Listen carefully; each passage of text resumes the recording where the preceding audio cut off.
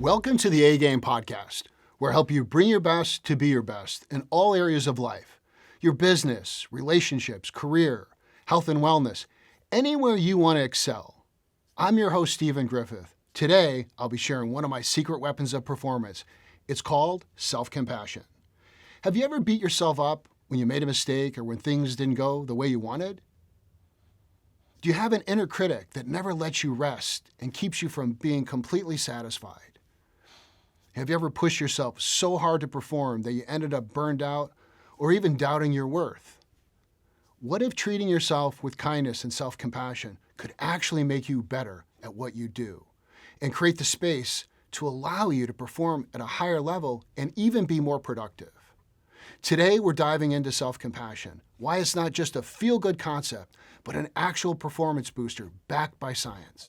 I personally consider it the secret weapon of performance that not many people know about, a tool that I myself have used for several years, and also in my coaching of NFL players, executives, entrepreneurs, student athlete, coaches, and everyone who coaches with me. We'll unpack what self-compassion is, how it rewires your brain for resilience and increased performance, and practical ways to use it to level up your performance, whether at work, in sports, or in life, anywhere your performance matters. Let's start with defining self-compassion and debunk the myths. Then we'll look at the science linking it to performance. Finally, we'll walk through a toolkit you can start using today, plus a quick bonus, an exercise at the end that I think you're really going to like. So what is self-compassion? It's really simple. It's being there for yourself in a supportive way in the face of setbacks, perceived failures, disappointment, and when things just don't go your way. Kristin Neff, one of the leaders in the field, defines self-compassion in 3 steps: mindfulness, common humanity, and kindness. And there's a 4th step that I've added, which I call the performance step. Here are the 4 steps and what they mean. Number 1, mindfulness. In this step, we want to observe without overreacting. We want to be aware of what's going on and how we're feeling physically, mentally, and spiritually without being overly critical and judging ourselves about it. That means not over-attaching to what's going on or not dissociating from it. Number 2, common humanity. And this was a big one for me when I learned this. It means acknowledging that you're not alone and struggling. What's happening for you is happening for other people. It's not just you. There's nothing wrong with your situation. This is a common human experience. Number 3, kindness. It's really simple. That means treating yourself like a friend. It involves saying things and doing things that are kind to yourself in the moment, having kind thoughts. I'll go into detail on what to say and how to say it a little bit later in the episode. And here is the 4th step that I've created. The 4th step is really about settling your nervous system down and then take the learnings and teachings from that event or situation and get back in the game using these new tools, tactics, and strategies to re-engage to be your best. The key as we jump into self-compassion, or what I call that positive inner coach, is asking the question, what do I need? What do I personally need in this moment? One of the big issues today is this constant distraction where we're not stopping to check in and reflect upon what we need. As we go through, I just want to contrast here that self-esteem in contrast to self-compassion is not about feeling superior. Self-compassion is about being human, being there for yourself like a good friend or coach would be in the face of setbacks, upsets, and these perceived failures. Let's jump into the myths and misconceptions about self-compassion. These are the myths that stop people from actually engaging in this powerful performance booster. So number 1, it kills motivation. Studies show it actually reduces procrastination and boosts grit.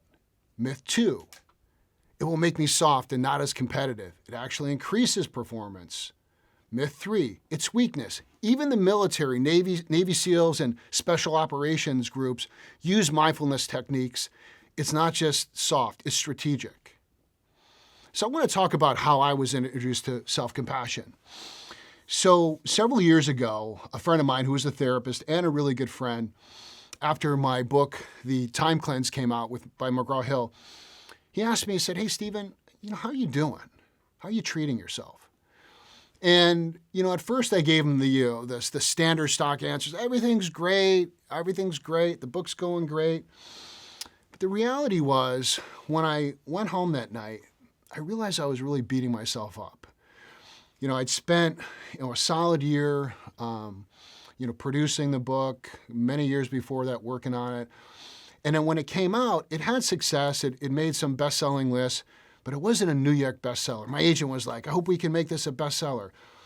And I realized when I took a step back that 0.5% of all books produced are New York bestsellers. But this old self, this old critical self, was beating myself up. And I realized, through my whole athletic career, that any failure I had, I would just berate myself. And I would never be satisfied. And that was kind of happening in my life at the same time. It was like no matter what success I had, I still just didn't feel good enough. So after he had brought this up, interesting enough, like a week later, he said, "Hey, there's this workshop on self-compassion. Do you want to go?" So I went. And it was a workshop put on by Kristen Neff and Chris Germer. These are what I would consider the two top researchers in the world on this topic. And so I'm sitting there for 2 days, and it was good. And then all of a sudden, I think I heard Chris say, "And there's many pieces of research that increases performance." And I felt like I was the only person in the room that heard that. I was like, I really want to know about that. So they had a special lunch that, you could go to where you could meet them. So I paid my entrance fee. I moved my rubber chicken to the side.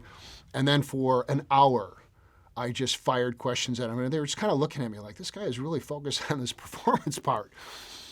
And from there, I was hooked. I started using the tools and started seeing the results for me and my clients. And I was so engaged and motivated. I did the teacher training they had at the Mindful Center for Self-Compassion and did many other trainings. And it really made this big difference. It's the biggest difference for me and my clients in the last several years than any single tool. So why does this matter for performance? Well, self-criticism and perfectionism trigger stress and increase stress hormones like cortisol, which can tank our focus and can leave us just never satisfied. Self-compassion builds a steady base for growth, resilience, and increased performance. It allows us to recover and get back in the game with tools, tactics, and strategies to be our best versus being on the sideline, beating ourselves up, afraid to re-engage. Right? So when we look at the hypercritical side of us, what can happen? Two things can happen, right? Number one, at micro levels, we're not even aware that we're resisting moving forward. And we start to stop going for it and we lose motivation. So that's just like right under consciousness. The second way we can resist when we're hypercritical and we're beating ourselves up is a full-blown mental breakdown with our inner critic paralyzing us and we're not moving forward. So if you think about it, if you know that you're going to beat yourself up if you're not successful, you start kind of holding back a little bit. I've seen this for myself. I've seen it with many clients. But as we start using the tools, that goes away. We start going forward. We take more positive risks. So let's see what the research says about this. The science of self-compassion and how it boosts performance. So first, we're going to look at how it really affects your brain and nervous system. And it's self-compassion versus being self-critical, right? So a little deeper into the science, self-critical lights up the sympathetic system, the amygdala, the fight, flight, or freeze mode, and it takes us out of our flow state. When we engage in the tools of self-compassion, we activate the parasympathetic nervous system, which lights up the prefrontal cortex, which soothes the nervous system, what we call the rest and digest system, and it downregulates our nervous system out of the stress state. It allows us to either reset and or re-engage to our performance state. A simple analogy is this. It's like switching from the panic button to the reset button. Now, why does this work? Well, number one, we look at resilience. It, as we said, lowers cortisol, so we bounce back faster. When it comes to focus, We've got less negative mental noise, means sharper decision-making and creativity. Next, growth mindset. You see failure as data, not doom, an opportunity for growth. And then lastly on this, it reduces the resistance, and we can receive that internal feedback and external feedback in a constructive manner to improve faster. And this is one of the big things, right? When we're kinder to ourselves, when we have these perceived failures, we're open to giving ourselves feedback, but if we're in a corporate setting or if it's athletically, we're actually to hear the feedback. And here's the thing, feedback implemented is the fastest way to improve performance. All right, let's go a little deeper. Let's look deeper into the science and the key studies, because I was very skeptical of it for myself as well. But I think it's really important to see that this is science-based. This works. Number one, study from Kristen Neff in 2007. Students who practice self-compassion after failing a test were 40% more likely to study harder the next time versus self-critical peers. Next study, Breen and Chen, 2012. Self-compassion people showed greater motivation to improve weakness, seeing them as fixable. The next study in athletics, most of which 2013. Self-compassion reduces shame after setbacks, allowing a speeding recovery. Harvard Business Review, next study. Leaders with self-compassion had teams with 20% higher engagement. And the last study, the most recent study, 2023, Psychology of Sport and Exercise study at University of Texas, Austin. Kutcher, Neff, Moswich, tested an online self-compassion program for NCAA athletes, which framed self-compassion in sports in friendly terms. The results, increased self-compassion, reduced self-criticism, improved performance that was self-rated and coach-rated, lowered depression, anxiety, and stress. I mean, this latest one, when it comes to sports, really showed that, engaging and effective for emotional regulation, performance recovery, especially for those needing self-compassion the most. Here are some additional benefits that the research shows. Reduce stress. Self-compassion helps lower stress levels by encouraging a kinder, less judgmental response to personal struggles, reducing the flight or flight response. Improve mental health. It's linked to lower rates of anxiety and depression, as treating yourself with kindness can break the cycle of negative self-talk. Increase resilience. Self-compassion fosters the ability to bounce back from setbacks by viewing failures as part of the human experience rather than personal flaws. Better emotional regulation. It allows you to acknowledge and process emotions without being overwhelmed, promoting a balanced emotional state. Enhanced motivation. Contrary to the myth that self-criticism drives success, self-compassion encourages effort through support rather than fear of failure. Go for it in a bigger way. Stronger relationships, increase compassion for others, and increase compassion for others. Being kind to yourself can improve how you relate to others, as it reduces insecurity and fosters empathy, and research shows allows more compassion for others. Improve physical health. Studies suggest self-compassion can lead to healthier behaviors like better sleep, exercise, and eating habits by reducing shame-driven neglect. Greater self-worth. It builds a stable sense of value that doesn't depend on external validations or perfectionism. Decrease perfectionism. Self-compassion helps you accept imperfections, reducing the paralyzing pressure to be flawless. More mindfulness. It encourages present moment awareness, helping you stay grounded rather than ruminating on past mistakes or future worries. And this last one, which I think is super important, increase productivity. When I wrote the time cleanse, one of the things was, how do we get more productive with our time? And as I wrote it, I realized that, when we let setbacks go, we can fully engage in our activities and be more productive. So we're not beating ourselves up and wasting time. With all these benefits, the research, everything, still people are reluctant to implement this science-based process that we know works. I believe the main reason is that, in the past, there hasn't been a clear connection to self-compassion and improved performance. And, that's why I'm here today in this podcast, to help change that so you can implement this powerful tool. All right, so let's jump in. So how do we actually do this? And before we get into the real, nuts and bolts of this, we'll do a little quiz for you. All right? Let's determine how self-compassionate are you. So I want you to imagine your friend has a problem or a family member, okay? And they're dealing with it. And you're sitting with them. How are you being there with them? What are you saying? What's your tone? Is it compassionate? Are you patient? Are you understanding? What's your body language? Are you loving? Are you supportive? So just take a moment and reflect on the last time you supported somebody. Get a real feel for what your energy was with them. Okay? Now take a deep breath in. Exhale.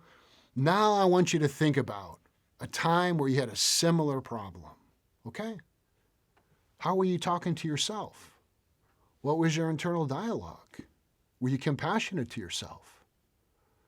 What was your tone inside your head? Now, I want you to now take take one step here, a moment, and I want you to compare the two.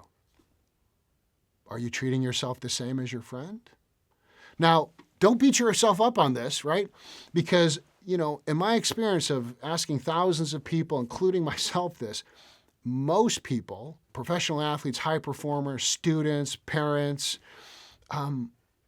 most people are treating themselves much, much worse than their friend.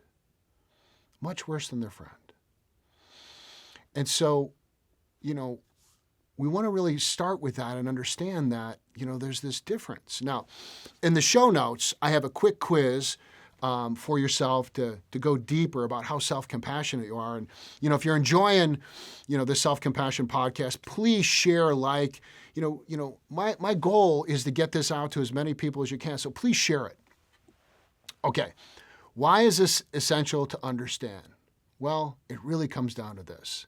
Because nothing wastes more time and energy than beating yourself up after a loss, a disappointment, or setback. Learning to be in your own corner when you need the help the most, as a friend or a coach would, is the new superpower of performance. Okay, now that we have the foundation set, let's get into tools that after you listen or watch this podcast, you'll be able to immediately implement. And we're going to have a couple links for other, supportive tools, below the episode. All right, let's jump in. This isn't therapy speak. It's a set of tools you can use pre-game, during, or post screw up. All right. So the question that you're going to keep hearing me say is, as you're going through these processes, is pausing and asking yourself, what do I personally need? What do I need? Do I need a break? Do I need some water? Do I need to have a conversation? It's taking that time to reflect mentally, physically, spiritually, where you're at. Okay, so let's jump in to how to actually use the 4 steps to self-compassion. So I want you to think of a time that you beat yourself up, right?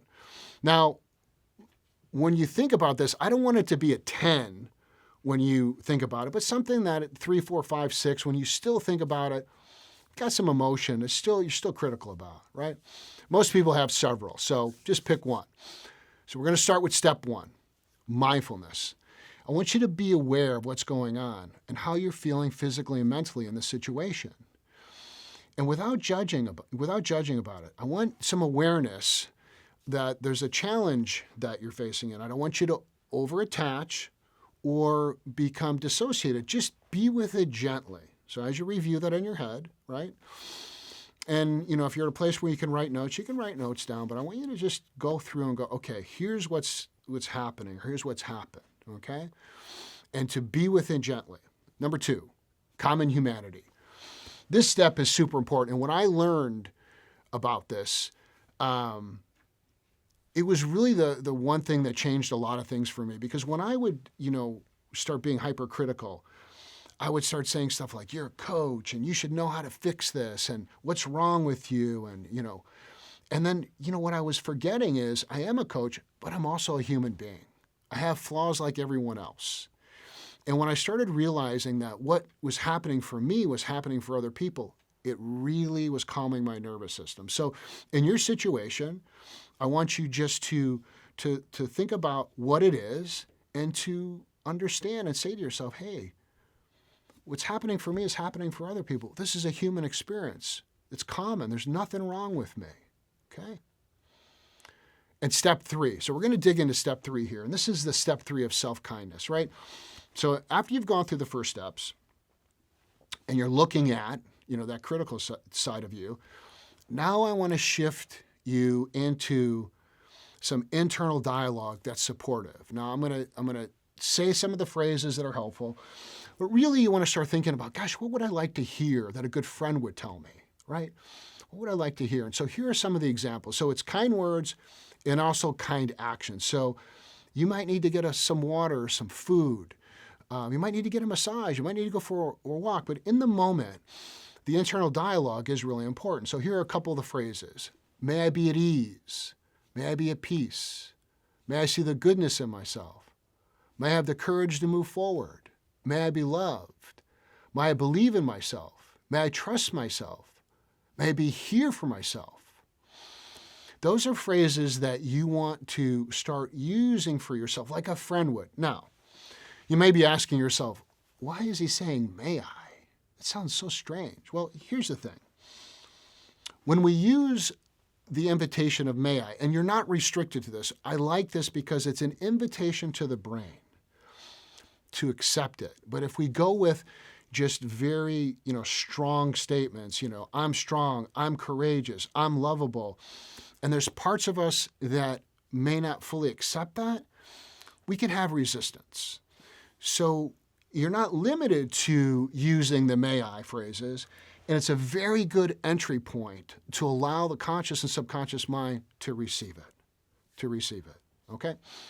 Now here's step 4, which I've added to the first 3 steps and into the literature for me, is the performance step. And in this step, I believe is the key for people to start utilizing this and to embracing the concept of self-compassion, because it's a step that's connected to performance, right? So these first 3 steps are really calming our nervous system down. And then we want to ask in the 4th step of performance, what did I learn from this situation? What's good here that I can take forward? What tools or tactics and strategies can I use to improve my performance going forward? It's really important, note-taking, reviewing. Now, our nervous system is in a more calm place, and that's where we can get, the real powerful tools to move forward. Then we want to get back in the game. So I've used, the self-compassion tools for myself for the last several years, and, everyone from student athletes to executives, NFL players, all with really, really good success when you start doing it. But one particular client and friend that I saw it powerfully work that I didn't even know it would work. I mean, I knew, but I had never had somebody. He is a very good friend, and he was diagnosed with cancer. And the prognosis was good, but still, anytime someone's, getting a diagnosis for cancer, it's very stressful. We start looking at, our own mortality, and we can be hypercritical about what we did. Did I cause this? Was somehow I responsible for this? And it can really trigger a really critical mind. And so, I sat with him and went through the principles that you're learning right now. And, you could see as I went through the process, he was kind of maybe not 100% bought in, but as I walked through each one of the steps and explained just what the things you're learning, he really took it on. And he told me after he was done with his radiation and he beat this cancer, that this was a tool that really helped save his life. It stopped that hypercritical voice. And here's the thing from a physical perspective, when we reduce that critical voice, cortisol, stress hormones go down. We actually heal better. We feel better. And he's cancer-free now and is still using the self-compassion tools. But it's just one of those stories that is the reason why I'm doing what I'm doing, because we see the results, right? We see the results. Now, there's one thing that I want to talk about that can happen as we do self-compassion. It's called backdraft. So backdraft is like in the fire, right? So you have a door, there's a fire behind it, you open it, the fire comes out, right? So sometimes when we start using self-compassion, we can have backdraft, right? Backdraft is a good thing. That means we're bringing love and support to an area that needs it, and we're having a reaction. No problem. It can be resistance, anger, shame. Things are moving and shifting. We don't need to be afraid of that. There's a couple things we can do when that happens, right? We can actually just step back a little bit. We can stop with the phrases. We can actually stop completely. Understand it's a natural reaction. So, funny story. So, I go to this event that I told you about earlier, and Chris Germer is talking about backdraft, and we're about ready to do this exercise, and I'm sitting there all cocky, and I've done this a million times when I do this. So I sit down and I start. He says, pick a time, where you're hypercritical, and all of a sudden, this inner voice starts happening. Oh, now you want to be there for yourself, Steven. Where have you been for 30 years? And that backdraft started happening. It was so loud in my head that I literally felt like people around me could hear it, which obviously they couldn't. And it gave me a great opportunity to practice just backing off a little bit. And then, just intuitively, I started giving compassion to that part of me that was angry, the part of me that was disappointed.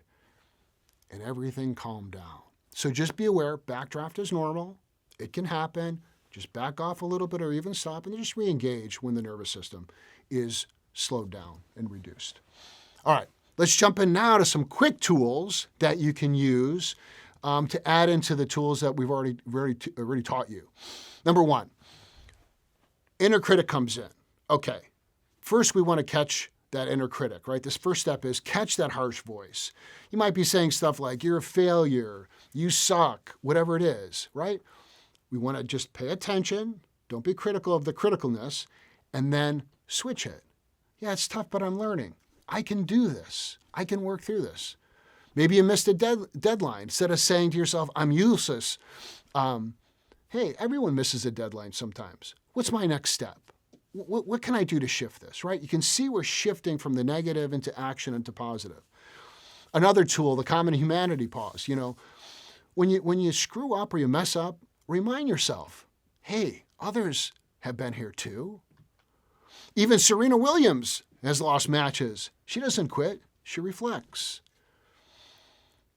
Tool 3, sometimes we get so much stress that lives in our body. So one of the really nice things we can do is we can put our hand, right over our heart, and we can breathe, and we can step into, I got this. I can do this. We can use the other phrases. This can trigger that vagus nerve of calming you in seconds. And this tool 4 I love, and this is the post-game review step. I do this with all my clients, but it's really helpful in the moment, right? So after something happened, good or bad, right? If we're in that hypercritical place, we want to start with what went well. What can I tweak? Not what sucked, not how I screwed it up. We want to switch to the positive, right? And then move into things that we can shift and change, right? Or if a sales pitch went well or a sales call didn't go well, we want to look at what went well in it, right? And then adjust the delivery or the preparation. It's all about shifting how we look at things. My old mentor, Wayne Dyer, said, when we change the way you look at things, what you look at changes, right? And so, integrating this, just pick one of these things to try daily, right? And really engage in these tools. Performance isn't about perfection. It's about progress. And one other note, this is really important, and I'm going to talk about my own journey on this, is that when you first start doing self-compassion, there can be a little lag. It's not like, oh, I did the self-compassion, I just feel amazing. It can happen, and it often does happen, but I want you to think about, you have a whole lifetime of being critical, right? there might be a little lag period. So we're putting money in the bank. I do the self-compassion phrases every morning after my meditation. I'm just putting money in the bank when I need it. So you may not feel that warm and fuzzy right away, and believe me, over time, it's going to build a very strong foundation for when you need it. All right, last tool for today that I'm going to share, and then I have a little bonus for you, is a tool that I initially developed for athletes. So one of the areas that I've worked with extensively is professional athletes, and I've worked with 40 or 50 NFL draft candidates and some combine training. These are all first, second, third round draft guys that are going to go high. And I've taught this whole concept of self-compassion to them. I've got 40 or 50 guys in the NFL that I've worked with. And so these tools are being used everywhere, right? This is not just in a therapy room. This is out there in the highest competitive arenas. I call it the 3 A's. And the 3 A's are about letting go of negative thoughts or emotions in the moment. So the first step is this. You're on the field, the court, the boardroom, and a sales pitch. Doesn't matter. Step 1 is an awareness and acknowledge. So something doesn't go your way. The first thing you're going to say is, this is not how I wanted it to go. Why do we do that? Because that puts a full stop. We don't need to beat ourselves up more about it. We just make a statement. We put that in its place. We can follow that up with a little breathing, some grounding. Then we go to step 2, whatever tactical adjustments you need, either in your craft, which you're actually doing, or in your mind to adjust on the field, the court, boardroom, classroom, it doesn't matter. And then step 3 is the action step, using your personal positive anchor phrase. Now, what's a personal positive phrase? That's the word or phrase you use to get back in the game. I got this. I can do this. Let's go. I'm dialed in. I can do it. I believe in myself. That is a very quick reset of the brain. It's got some of the elements of the self-compassion, and it's really being that positive inner self-coach. Now, another story of one of my athletes, young woman, a college softball player, and I worked with her since she was in high school, and now she's a senior in college, Division I player. And, I work in lots of different tools, the mindfulness, the self-compassion, the sports psychology, communication, all these tools to regulate and get in your A-game state. And I had a session with her recently, and she said, Steven, I went 0 for 3. And I'm like, oh, that sucks. That must not feel good. And in my head, I was saying that. And then before she finished, but then each time I, either flied out, grounded out, struck out, I was compassionate with myself. And that last at bat, I got a triple. And I could just see her light up. Now, I'm happy about the triple. I'm super happy about that. I'm more happy about this. The kindness and the compassion she had for herself. And that's the important part. And like I said, even NFL players I've used this with, all teaching them, they all want to get better. See, when you say this is going to improve your performance, people start listening.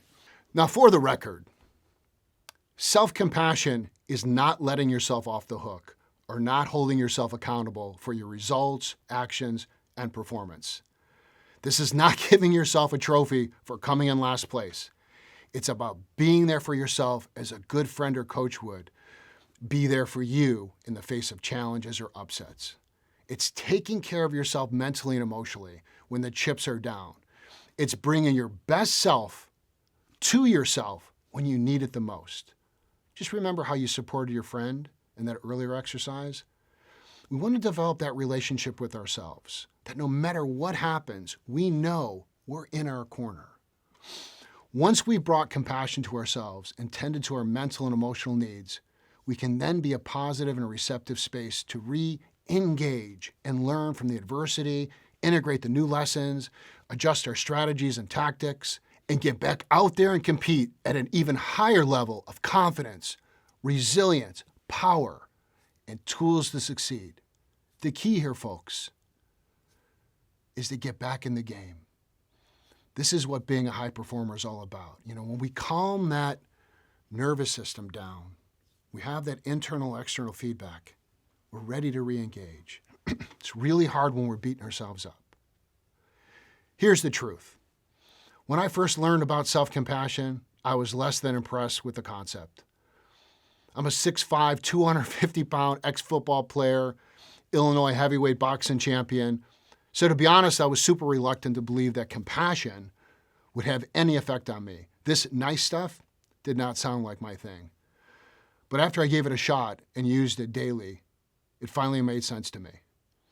Then I started thinking about it from the perspective of a fighter. A fighter in the ring, in boxing, you have 3 minutes to compete and perform, followed by 1 minute of recovery and reflection in your corner. In that 1 minute recovery, your team is there to help you. Recover mentally and physically, give you water, tend to your wounds. They're supportive. They give you the strategy to improve in the next round. Without that recovery phase, you couldn't go back out and successfully compete. You don't put the boxer back in the ring after he just got knocked down without that support. The team in your corner heals you up, teaches you what you need to learn from the hits you took, and then they push you back into the battle for you to win. That's what we want to do for ourselves. The funny thing is, in the last several years, I have not found one more powerful technique than this in my daily life. Self-compassion is the core of my coaching and really for me to be my best. It felt foreign at first. It took time and practice. It seemed so simple, and over time, I could see the value. I was more comfortable being there for myself, and I saw the results. And today, I feel calmer. I'm taking more positive risks.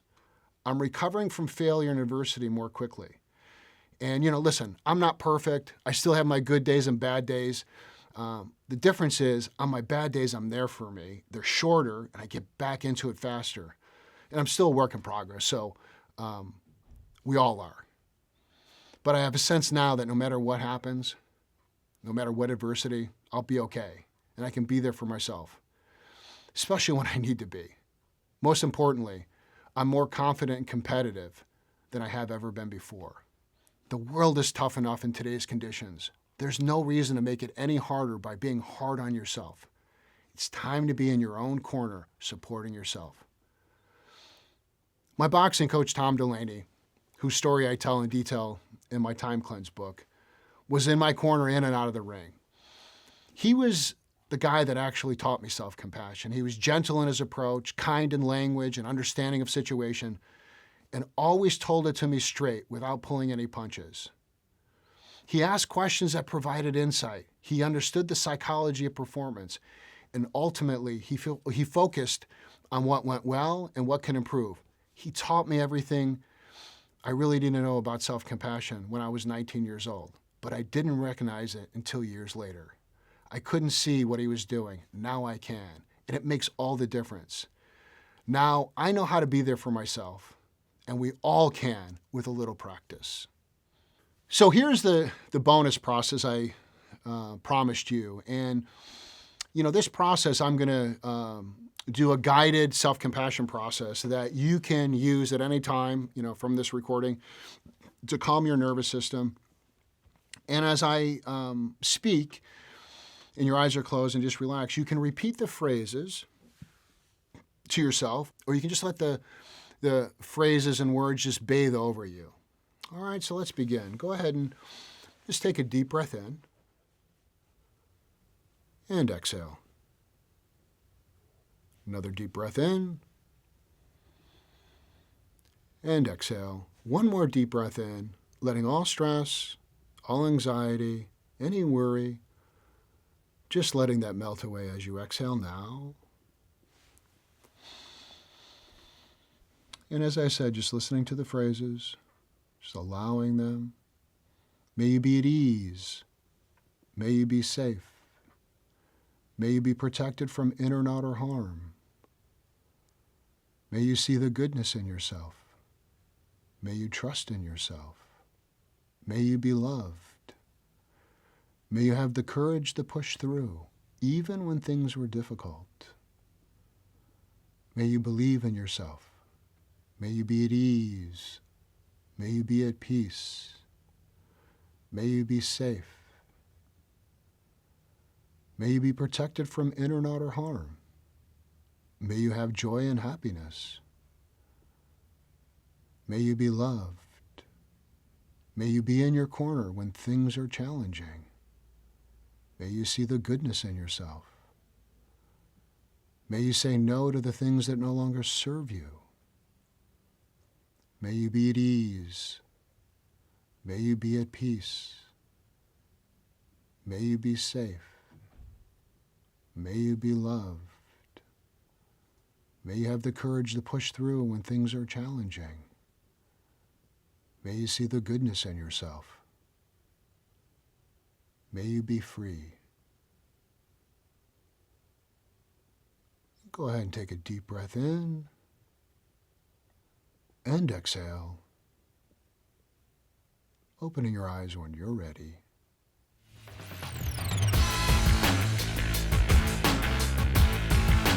Now it's time for our Q&A game section.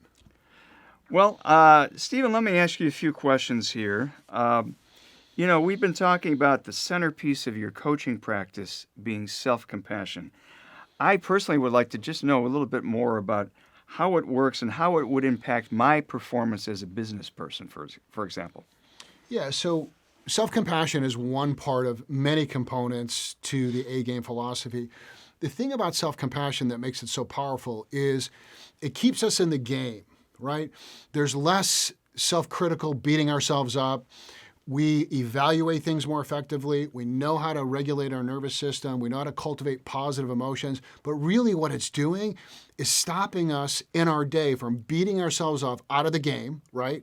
Which can end up to be a whole day, and keeps us in there, allowing us to have internal and external feedback to keep raising our game. It keeps us back in there. We disconnect less. And then that has a big impact on our teams. When I am ready to accept it, what's the best way to start using these tools of self-compassion? Yeah, so first of all, just start. This is my philosophy on all of it. Your thoughts on resisting, I resisted it, We realize this, is that if we can think about it from science, calm nervous system, I can get more feedback. No one over time performs great at beating themselves up. Even the most hypercritical people are not beating themselves up while they're performing. They're not. Mm-hmm. Somewhere it needs to shift. We just need to shift faster, or not even need to shift, and we just go into it. So first of all, it's like anything. Do your own research. Use these tools. Give it 30 days, and then evaluate. Am I performing higher? Am I a better mother, father, performer, CEO, athlete? And then make those adjustments. All the coaching that I do is, I said, try it out for yourself. Make it better.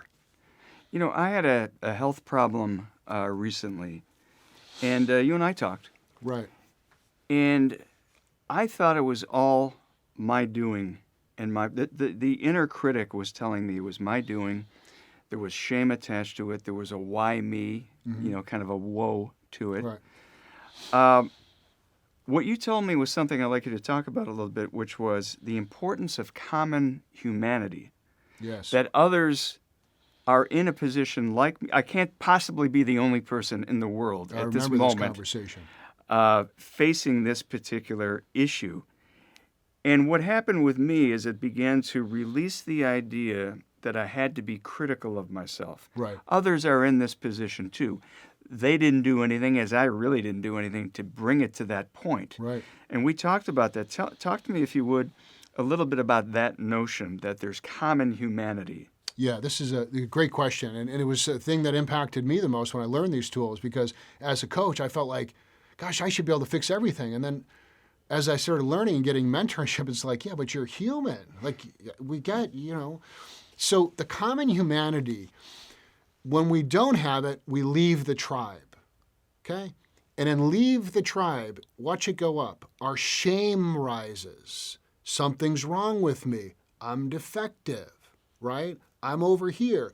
But when we come back in, the shame can reduce a bit. Doesn't mean it goes away completely. And it's like, no, I'm human.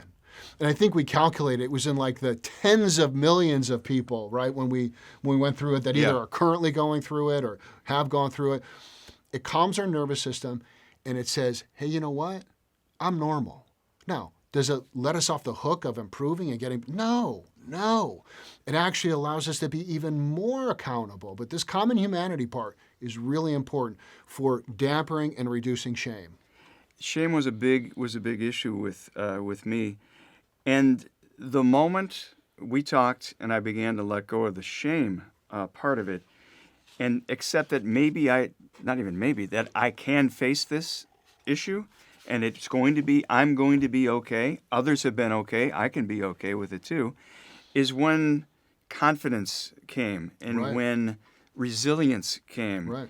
and when an idea that there can be even strength gained from this 100%. debilitating issue. And what happens is this is where a lot of people, like I said, people resist this until they get the science and they get some proof in their own life. I'm bringing a lot of proof to this concept, but we're reducing stress hormones. Reducing stress hormones increases healing, increases creativity, cognitive ability. It helps everything. So it's not just feel good. There's actually physiological things happening in our body. Yeah, I actually had my sisters, and I'll get off me in a moment, but No, please, Mike. We've got hours. Now, let's never forget this show is about me. Right. Even my sister said, "Why aren't you more stressed? Why aren't you more nervous? Why aren't you more anxious about all of this?" Right. They saw a difference after we had spoken, and I was accepting the ideas and the tools and the precepts of self-compassion, where they could see the change in me, but physically, emotionally, how I presented myself. No, you don't have. They were more worried than I was at that point about me. It's very interesting how that worked. So I've often said to myself, I run into people who have said, "Hey, I have a high standard. You know, that's why I'm so critical of myself. I have this high standard. You're not going to take that away from me with this self-compassion, now, are you? I have a high standard, and that's what I need to achieve." Right. Well, I'll take it even further. There are a lot of people who say, I'll say, well, why are you kinder to yourself, or kinder to others and not to yourself? And a lot of times the higher standard will come in. Well, I have a higher standard than others. I love this, by the way. And I totally get it. I lived my whole life this way till several years ago. So I was working with a high-level strength coach recently, did a training for his team, and I could see him really thinking. And he was like, I don't think Michael Jordan would have been as good if he wasn't just beating himself up. I said, well, we don't know, but I appreciate that. And then he said the magic words, "I have a higher standard." Now, he just walked into a bear trap, I have to say. It was, and I was happy to, lock the cage and then open another possibility. So we're in this facility where there's some of the most elite athletes in the world. So then I said to him, I go, "Your standard is higher than theirs?" And he just was like, "What?" I go, "You told me why you beat yourself up and are kinder to them is because your standard is higher." I mean, I won't name who was there, some of the best in the world. And he was just like, I said, "I'm not trying to make you wrong. I'm just trying to say, this is your conditioning. This is your conditioning. If you actually believe that, you would be ripping them off. They're going to be a little lower than me." So, and it all comes back to the myths of, if I do this, I'm going to get soft. In my experience, when you do this, that means you are fully grounded in the best nervous system state to get feedback, to make adjustments, and really engage at a higher level. It's very hard to beat yourself up and perform in the cycle. Now, you can do it. Now, I'm just going to say this. People can do that and still be successful, but they're not necessarily going to be happy. There's lots of athletes I've worked with that have just beat themselves up over and over. I was one of them. They just weren't happy because the amount of stress, and so that's my philosophy. And I tell people, hey, do whatever works for you and what you want. And also, in this self-compassion work, I tell people, if you want to beat yourself up every once in a while, go for it. But let's have it more compassionate, positive talk, beat up talk a little lower. Sometimes we gotta use some of those old tools. I'm not opposed to that. I just don't want it to be the standard. Exactly. In your lectures and in your book, you talk about this yin and yang of self-compassion. What is that? Yeah. So this is really important. So one of the reasons where a lot of people won't engage in self-compassion, in my experience, going through lots of trainings, coaching this now for, 6 or 7 years, is they feel like it's the softness, right? But self-compassion has two components. The yin is the more softer, the more feminine side, the more nurturing, right? May I be at ease, may I be safe, may I be protected. I love all those. The yang, if you look at phrases, is more the doing. It's the saying no. I say no to what doesn't support me. I have the courage to push through in the face of adversity. I mean, when you see a fireman run into a burning building, that's a compassionate yang action. He's not going to sit there and go, I hope everyone's safe in that building. I hope everyone's, protected. No, he's going to run his ass into that building and save them. That's what we get to do. So there's two sides. Mm-hmm. And I use both, but you may find, the yin phrases or the yin style is a little more effective, or the yang. One of the things is putting your hand on your chest and saying those phrases, connecting in that soft, nurturing way. They both have power. You have a process that we saw in the episode for self-compassion. How does it work? How long does it take to work? How does it happen, this process for self-compassion? Well, the process is really simple. Once you start doing it, it's really simple, right? You first just get connected to where you're at in the situation. You don't overattach. You had a bad sales call, a bad conversation with husband, wife, a failure out on the court, boardroom. It doesn't matter. We want to just stay with, gosh, things aren't going the way I want, right? 2, this is common. This happens for other people. I'm not alone. And 3, we jump right into, may I be at ease, may I be safe. Those phrases can be used anytime. It's connected to self-compassion, but when I'm in the dental chair, I'm using those phrases, right? And then that's step 4, the most important step, the performance step. Those 3, without connecting it to, tactics, tools, strategies to get back and perform, it's like a half-baked cake. That step 4 really engages people in, now I can use this. Now I'm solid. Mm-hmm. Last thing you want to do is get back in the game and you're still beating yourself up. You're not present. Right. Self-compassion sounds wonderful, and I've tried it myself, but are there any negatives to self-compassion? I think the negative is, a couple negatives, is we talked about, this really isn't a negative, but it's the backdraft. You could start doing it and have like an abreaction. And really what that means that, change is happening, right? It's like the door opens, the oxygen comes in, the fire comes out. Sometimes we start giving ourselves compassion and it triggers us. We just back off a little bit or stop and then re-engage. And so I think that's really the only potential negative. And, we've got to integrate it in a way that works in our lives. Like I said, sometimes maybe 50% hypercritical, 50% compassionate works for somebody. Mm-hmm. Great. Yeah. Now, I heard you say, learn to be a good friend to yourself. What does that entail? What does that mean? Well, it's as simple as it gets. Be to yourself how you are to your good friend. Like, how do you treat your friend?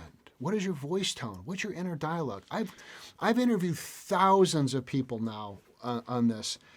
And, the majority of people are way harder on themselves, right? So start thinking about the model, right? This positive inner self-coach, this self-compassion, how would I treat somebody else? And that's a good exercise when we're beating ourselves up. It's like these Jekyll and Hyde, right? Okay, let's start moving some of those tools in. That's what it means. Be there for you. This has occurred to me, and I've heard people say this. I'm concerned that I'm going to lose my edge. Yeah. Unless I'm really critical of myself. Yeah.